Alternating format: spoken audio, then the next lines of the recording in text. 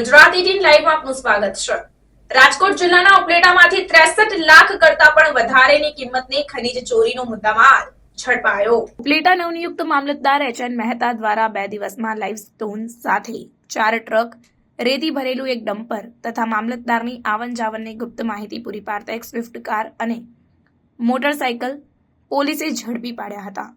Limestone ભરેલ 4 ટ્રકની કુલ કિંમત 43 લાખ રૂપિયા તથા રેતી ભરેલ ડમ્પરની કુલ મુદ્દામાલ સાથેની કિંમત 10 લાખ રૂપિયા મળી કુલ 53 લાખ રૂપિયાનો મુદ્દામાલ સીઝ કર્યો હતો।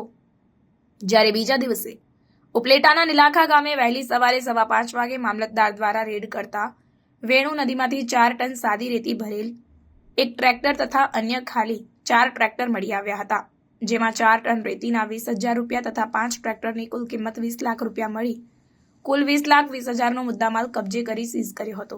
2 દિવસમાં 1.25 કરોડનો મુદ્દામાલ કબજે કરી રાજકોટ ખાણ ખનીજ વિભાગને જાણ કરી ઉપલેટા પોલીસ સ્ટેશનને સોંપવામાં આવેલ છે।